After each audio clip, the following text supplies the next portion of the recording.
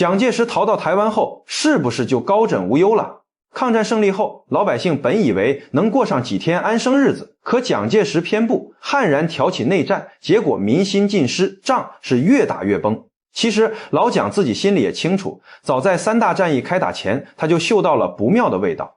1948年6月的豫東戰役，國民黨精銳進出，救援也算及時，可愣是被解放軍一口吃掉9萬多人。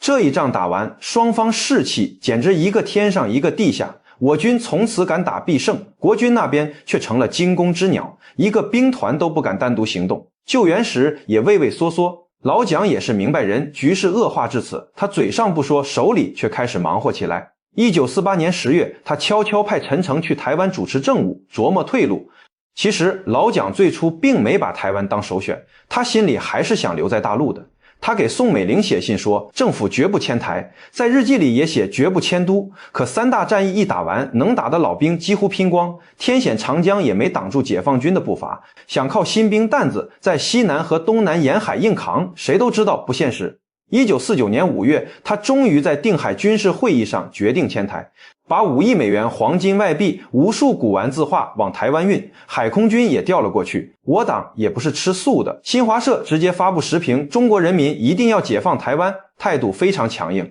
1949年7月，劉少奇訪蘇時明確說，1950年要解放台灣。三野士兵團連克福州、漳州、廈門，劍指台灣。雖因金門、登步島2次失利，暫緩攻勢，但中央在1949年12月再次放話，1950年要解放海南、台灣、西藏。老蔣在台北草山坐立不安，生怕解放軍隨時打過來，於是他悄悄謀劃了2條更隱秘的退路，一條是日本。1949年4月，他密召駐日團長朱世明，讓他去日本請軍事教官買房子，還叮囑高度保密。朱世明看上東京郊外一處親王舊邸，定金都交了，結果消息走漏，日本報紙大肆報道，老蔣顏面掃地，只好作罷。到了台灣，他還不死心，又派人暗中去偏遠地區找房，這事兒直到50多年後，才由他當年的秘書周洪濤透露出來。另一条是瑞士，這是宋美齡的主意。他見美國靠不住，杜魯門和軍政要員都厭惡蔣介石，急得連發2封電報勸他去瑞士避難，還派孔祥熙女婿陳繼恩專程去台灣遊說，